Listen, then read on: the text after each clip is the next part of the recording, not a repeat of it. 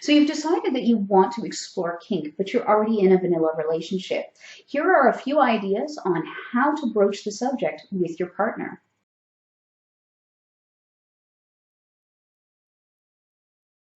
Hey guys, it's Morgan with BDSM Relationships and Education. Thank you very much for checking out this channel. If you haven't done so already, please don't forget to hit the subscribe button, and that way you can keep up with all of the videos that I post every week. Don't forget to turn your notifications on. Just hit that little bell, and that way you'll be told when I post a new video. I'm doing 3 videos per week, so there's lots to see and learn. Anyways, let's get into the subject of this video, which is introducing a vanilla partner to kink. If you find yourself curious and already in a committed relationship with a vanilla person. The first thing, though, that we're going to talk about is that we need to understand that not everybody is kinky. There are a lot of different studies out there, none of which are terribly accurate, but the guesstimate is that anywhere between like 5 and 10% of the population is kinky. But that's when we ask them, are you into BDSM? If we ask people about specific activities, that number does go up quite a bit. So if we say to people, are you interested in like maybe a little slap and tickle in the bedroom, then a lot more people are going to say yes. If we ask people, are you interested in 50 Shades kind of stuff, then a lot more people are going to say yes. So the key here is that, first off, not everybody is kinky, but approach matters. So we're going to talk about both of those things. Now, if you find that you have brought this up with your partner and in the past, or through some of the tips that I have in this video, your partner may not be interested. That is okay. Your partner may not be the role that you want them to be. So if you have read 50 Shades of Grey and you found that you identified more with Anna and you want to try out the submissive role, you go to your partner and you may find that they also want to try the submissive role. So you do need to keep in mind that that is something that could happen. You could both be the same role, even if they are interested, you might end up being the same role. So that can be a bit of a problem. They may react badly. This is always a possibility. You know your partner best, and you know if they're probably going to freak out or not over something like this. And this is where approach really matters. They may also be angry that you hid something like this for so long. And now this isn't for everybody, so it's usually for people who knew in the beginning that they were kinky, but just tried to, either suppress it or hide it and figured, I'll tell them later, and then, 5 years later you're married and you got a kid on the way, and then you're like, oh, by the way, I know I personally would be upset about something like that because, well, I don't want kids, but also because I would like to know these things up front, right? So I'd be upset at the deception there. But they could be upset for that very reason. They may just not be into it. Whatever it is that you're into, they may be like, yeah, no, that doesn't do anything for me. They may be into different aspects of kink, but not the thing that you are into. And they may be hesitant because BDSM can be terrifying, especially if the only thing you know about it is what the media has told you. Because the media, as we've discussed in other videos, really doesn't do justice to the kink world. I will put up a video here, a link to one of the very first videos that I did, and it was 10 myths about BDSM, because you should know some of the things that people believe about BDSM if you don't yourself believe those. Because I think that it's pretty common, especially when we're talking about vanilla folk, that they believe the way that BDSM is presented in media and movies and all that kind of stuff. So be aware. Now, the first step, obviously, is going to be bringing it up to your partner. Oh, geez, we're going to talk to our partners. Who would have guessed? But there are different ways you can go about this. And just looking at your partner and saying, all right, so I decided I'm kinky and I want you to like chain me up in the bedroom for like most of the hours of the day and just take me out whenever you're like horny and, call me all kinds of derogatory names and maybe spit on me a little bit. Oh, could you pee on me too? That would be great. Like, that's not going to go over well for anyone, really. I mean, like, I've been kinky all my life, and I'd look at you and be like, are you nuts? You know? So all those things are fine, but that shouldn't be your first conversation. So what we want to do is, bring up some stuff, perhaps in a conversation about fantasies, right? So we're already on the subject of things that make us hot, things that we fantasize about, things, and with any luck, we're in a relaxed situation, perhaps having a glass of wine or a beer, maybe we're having some sexy times. And so it's a good time to sort of broach the subject and gently introduce the idea of BDSM. You could attend trade shows like Sexapalooza, the show that I've done here in Ontario. There are similar type shows everywhere around the world. You could do more specific BDSM shows as well, but I think that the sort of general sexuality shows are a really good way to sort of be introduced to it, and to introduce a partner. You could also attend various kink workshops in town. So often your local sex store will have different workshops, and often one of those workshops would be a BDSM 101 style thing. So you could go, you could have that, more gentle introduction to BDSM where you're going to be learning together, and you're going to be in hopefully a comfortable environment to do so. And, you're not going to be just the two of you, where you'll have other people that are more experienced there to help you and help you talk about the subject. Of course, you can also go to classes at your local dungeon, or other kink areas, clubs, that sort of stuff. I know I've done BDSM 101 classes at the local dungeon, so that's certainly a thing that happens where, I teach at Sexapalooza, and then I do a week or two later a BDSM 101 class for the people that I met there that want to explore in more depth. You can also sort of bring it up by watching a kinky movie together. 50 Shades of Grey, I hate to keep bringing that one up because I don't think that it's a very good movie, but it is a chance to open a conversation about kink. There's always Secretary. Oh my goodness, I'll think of more, and if you guys can think of good kink movies, leave them in the comments below, and that way we've got some different options for people, or television shows, or whatever. You can also read books together, or suggest a book for your lover that, say, hey, I read this book and I found it to be really, titillating. Here, maybe you might enjoy it too. So you can do that. You can share images that turn you on. So if you're online and you see something that is like, wow, that's really hot, you can, forward it to your lover, or just call them over if you're in the same room and be like, hey, oh, what do you think of this? Is this? But again, let's not pick the picture that is really, really extreme, okay? That is a key thing here. We want to, when we're first introducing a partner, we want to introduce them to the, very mild stuff. So if you see a picture of somebody like strapped down with their, anus stretched so big and like a fist in there, probably not the best picture to broach the subject about kink. But if you see something where it's just a person, bent over and getting a light slap on the ass, that is a good picture to share and say, hey, this is sexy, right? So it's just a matter, we want to stick to the mild stuff, basically.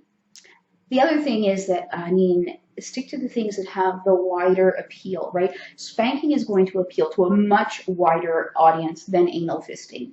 Anal fisting has a small niche audience. So, try to, show things that are, universally more attractive. Bondage is usually quite popular, but again, we can do mild bondage. Shibari bondage is actually a fantastic way to introduce people because it is a lot more extreme, but it's also very artistic and beautiful. So if you are into bondage, that may be a way to, introduce the subject and say, hey, like, do you think it would be fun to learn how to do this? We could take some classes locally. So I think that there's a lot of possibility there.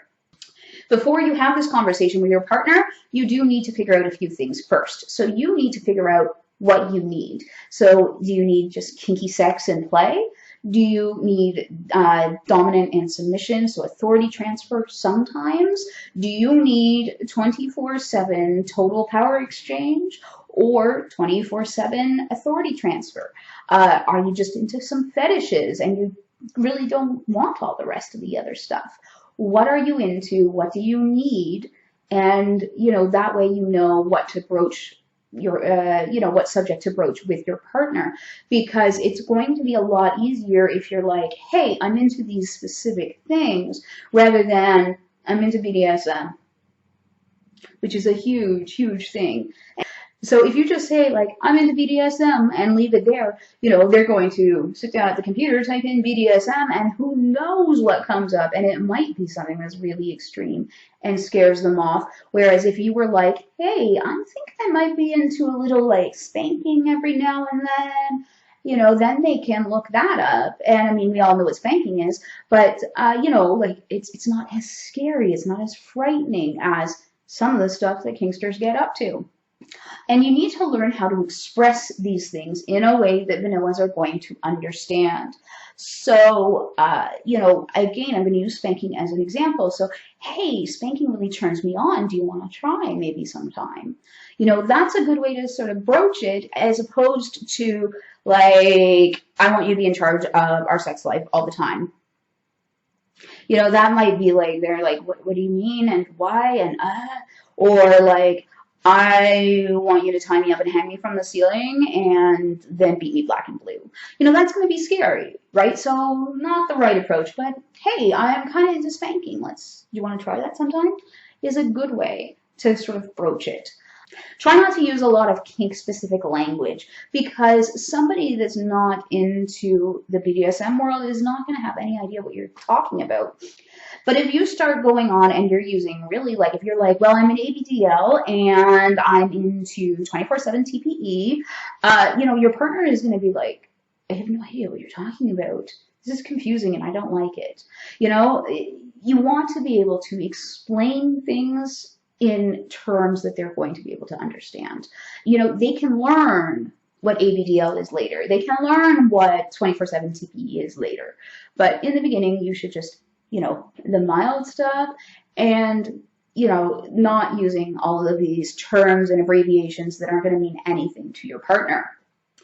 And again, that I want you to be in charge of our life all the time is like dumping a huge responsibility on them. But hey, I think it would be kind of hot if you were in charge in the bedroom sometimes. You could tell me what to do, and it could be kind of fun.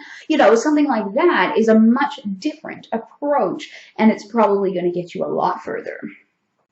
You can also, just try throwing out there something that you like. Hey, I thought it'd be kind of fun if I maybe, like, tied you up to the bed and then I could tease you and, just drive you crazy. I think that would be fun. Like great foreplay. Something like that is going to go over a lot better than I want to lock you up in chastity. So you can see the difference between these things, right? We're taking a more gentle approach. You're going to get a lot further that way. Something that I think is really important is to have the appropriate educational materials available. So, have websites that you can point them to where they can learn on their own without you there, specific threads or groups or whatever. Have some books available if, you found a book that really speaks to you and, that you would like your partner to read. You could have that available for them. You could have videos, bring them to my YouTube channel, give them my book, all this kind of stuff. But I mean, I don't mean just my channel or my book, but there are lots of people out there that do different educational things. So find someone that speaks to you and whose style you like and who's teaching the stuff that you like, and share that with your partner. It can be a wonderful way just to learn and grow together. And think of it as like taking a journey together. Neither of you are going to be perfect in the beginning, of course, right? Because you're just learning, you're brand new. So take this time and look at it as a way to grow together and hopefully grow closer together. Something to keep in mind is that a lot of people who aren't familiar with BDSM view it as really extreme, as all about pain and suffering and that kind of stuff.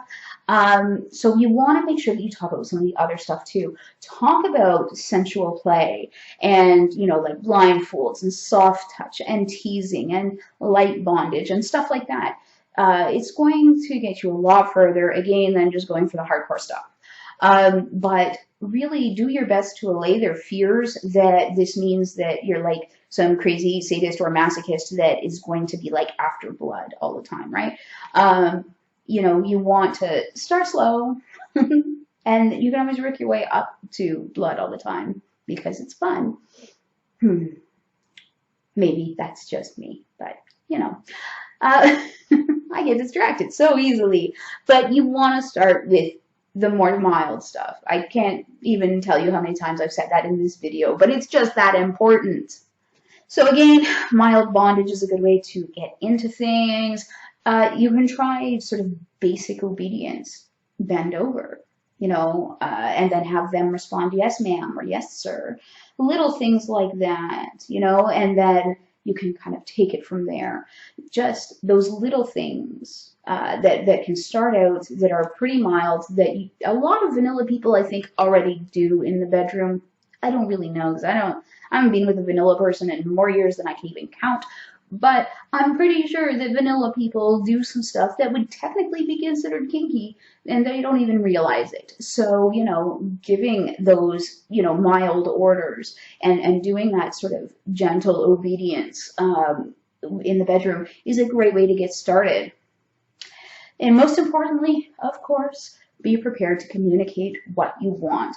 And this applies even if you're on the submissive side of things. You still need to be able to express what it is you want, what you're interested in. You need to be able to be clear about that, because if you just go to your partner and say, I want you to be dominant, what does that mean? You know, what does that mean to you? What does, you know, how do you want this done? And if you have a specific idea of what a dominant is in your head and you don't tell your partner, chances are they're going to do it wrong, right? They're not going to be doing it the way you have envisioned. So if you can say, hey, I would like you to be the dominant person in the bedroom, and here's what that means to me, here's what I think that should look like, then they can be like, oh, okay, that's really cool, and hey, maybe I'd like to add this in, or, you know, and you can have that conversation.